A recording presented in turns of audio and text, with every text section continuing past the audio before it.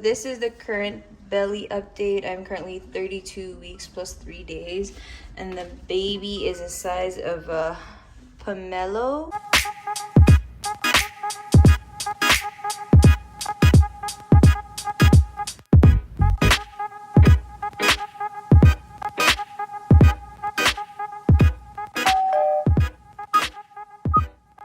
Good afternoon, everyone. Welcome back to our channel. Today we're doing a second trimester update slash mukbang.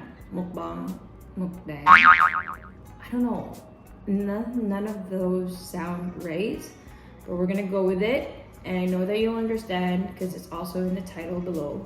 So yeah, that challenge. I thought of just doing a sit down video, but maybe I thought we'll do a little twist. And so that's what we're gonna do today. I requested my husband to cook lechon, but the only problem is I was supposed to do it yesterday. He cooked it yesterday, so hopefully it's still good and crispy and all that. Should be. So yeah, that's what we're gonna do.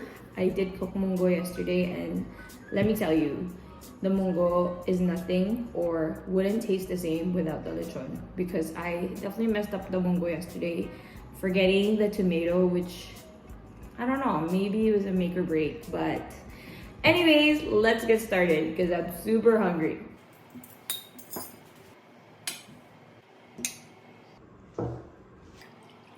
So we'll start off with signs and symptoms, but first, let's take a bite.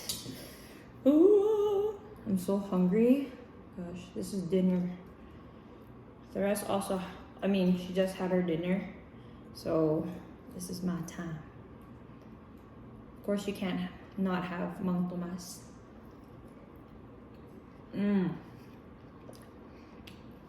It's so good.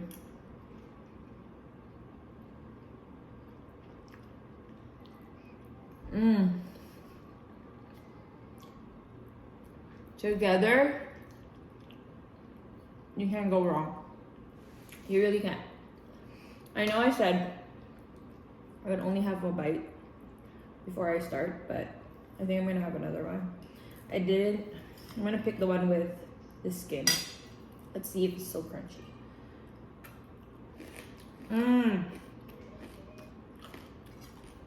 So good.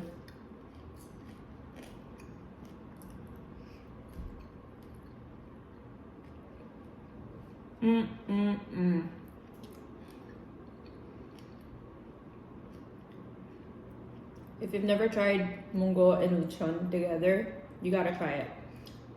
Mungo is probably one dish that I overcook. I always cook because it's one of the only dishes that I actually like and know how to do or how to cook. Along with pancit and I don't know what else, corned beef and stuff. So,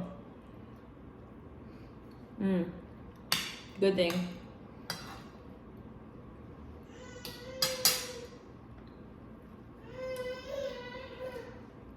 Good thing the husband loves to cook. So good.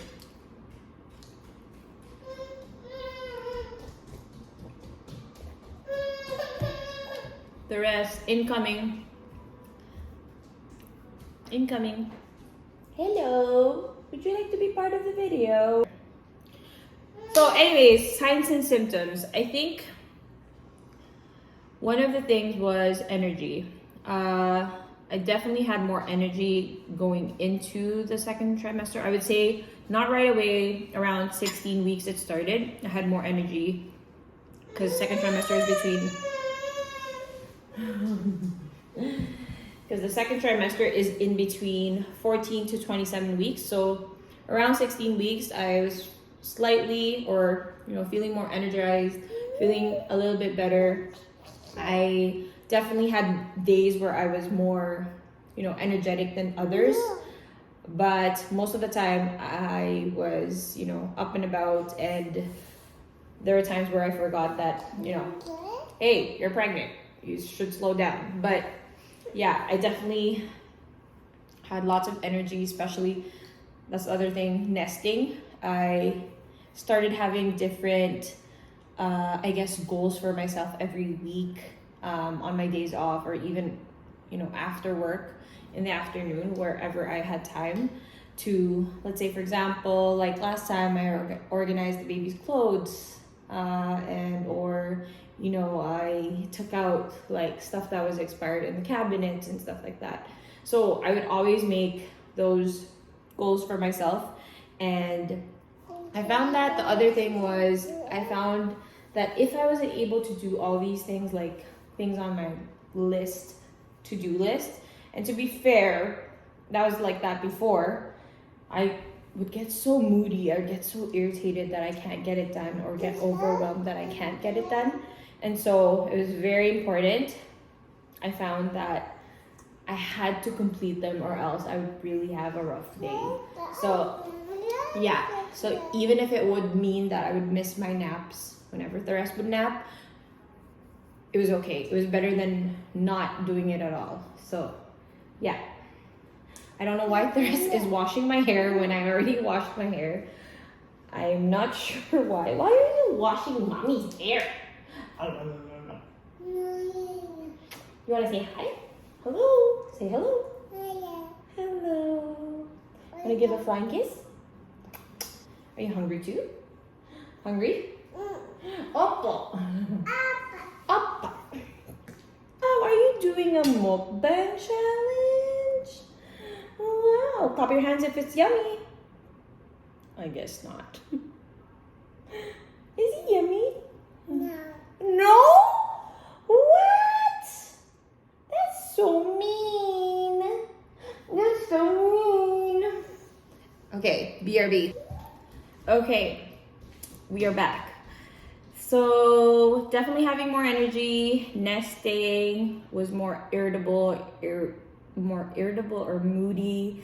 And the other thing was, I wasn't really sleeping or resting well through the night, because the rest was waking up on and off because of her teeth. She has lots of teeth now, at least like 6 or 5 or something like that. And lots of back pain.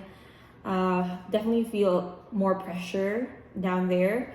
And I definitely have like those leg cramps through the night that wake me up, and it's so painful. So yeah, those are the factors. That's why I couldn't sleep or rest well through the night. And definitely lots of, like, they call it round ligament pain.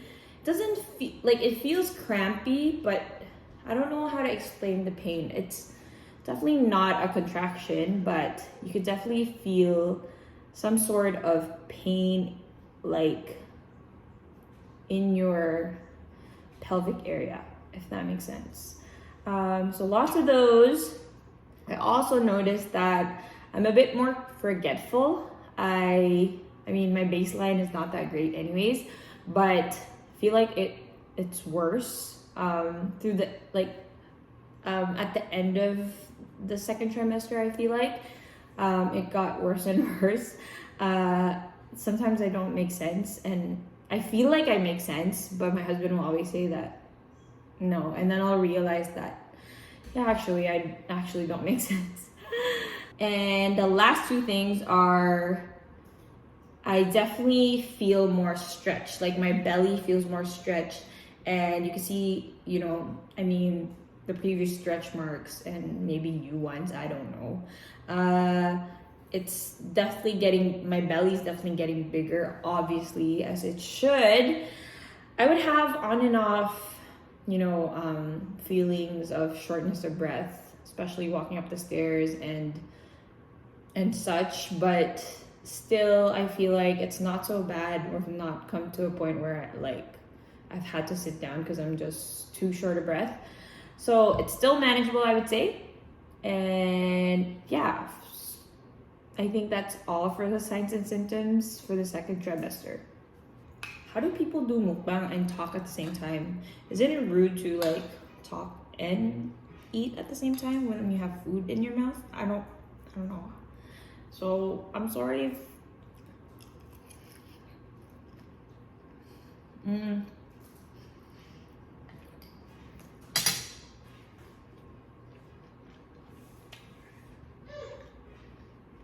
So moving on to the second stuff that we could talk about. I guess we'll label it as tests, procedures, events.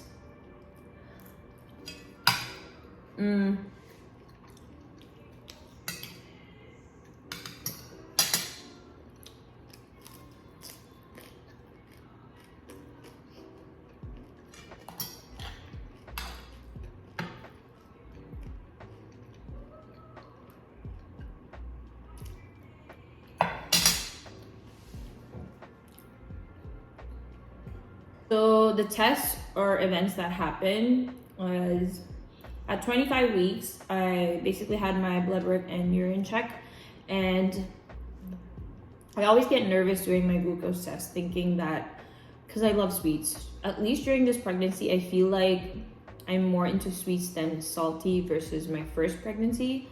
At least that's what I remember. I feel like in my first pregnancy, I was more into the sour stuff, mostly, and avoided the sweet stuff. But for this pregnancy, I feel like I'm more into sweet, but I'm not entirely sure. As I said, I'm a bit forgetful.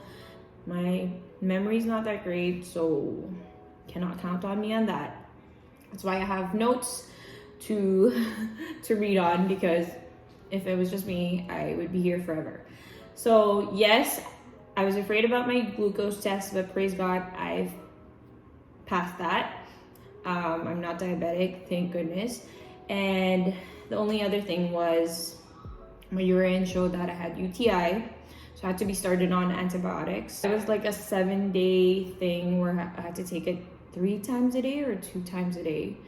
And so that got me worried a little bit, because to backtrack, as I said, Therese was born early and things started to go downhill at 28 when I was 28 weeks, starting my 3rd trimester, and found out I had like kidney infection. And so that scared me and thought that, okay, here we go again, same things are gonna happen again, bad things are gonna happen again.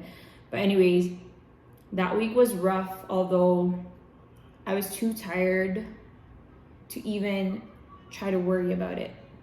I guess it was a good thing and a bad thing kind of thing, but I just kept praying, offering it up, and hoping that, and knowing that, honestly, that God is faithful.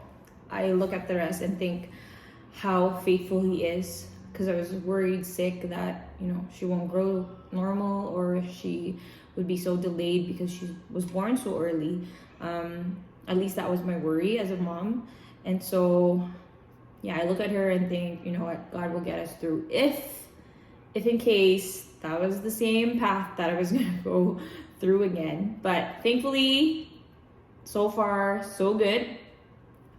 So yeah, I finished that course of antibiotics, did another urine check after maybe 2 weeks or so, just to be sure that everything is out of my system. And doctor said everything's okay. So that is that. And then I usually have ultrasounds every 3 weeks because of my high risk pregnancy. I just want to make sure that everything is okay. And guess what?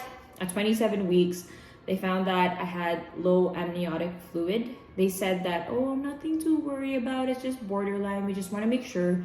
They send me to triage, where I'm like panicking by myself because I went to ultrasound by myself, because they don't allow babies or people who are not vaccinated inside the room, which includes babies and kids that cannot be vaccinated.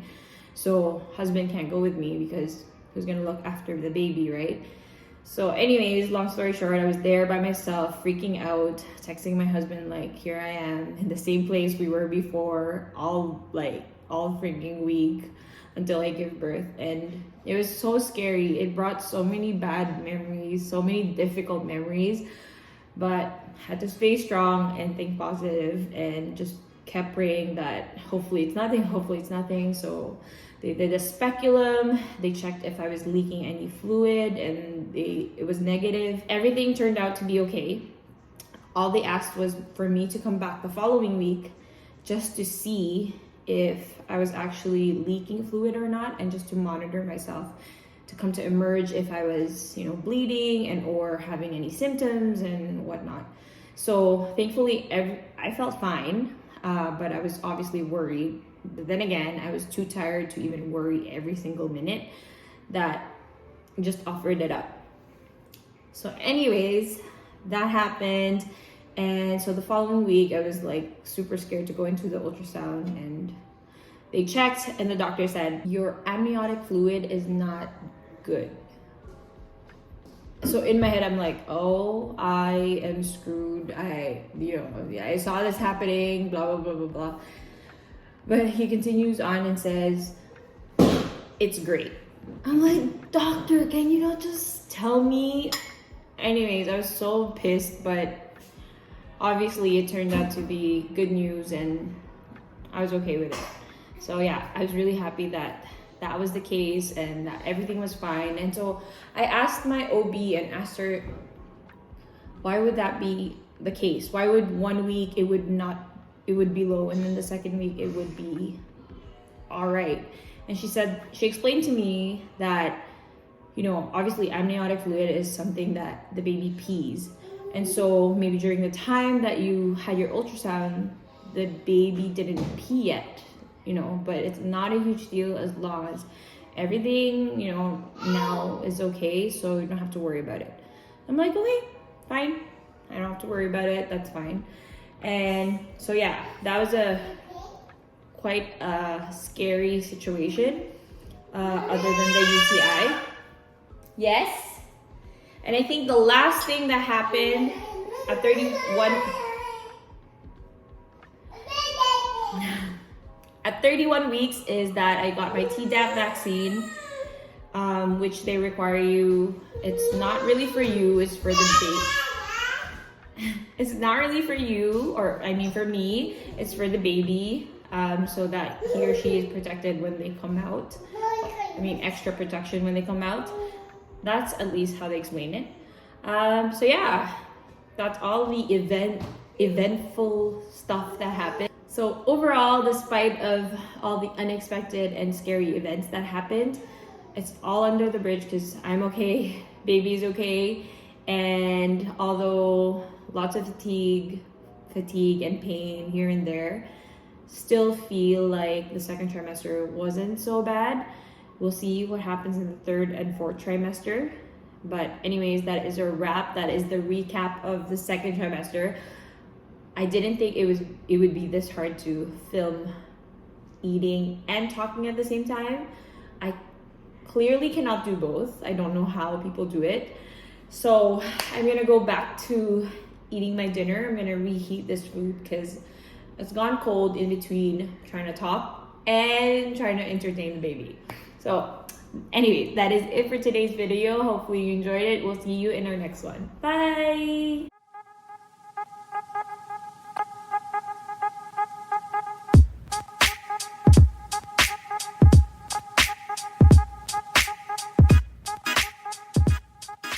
I love you. How do you say I love you?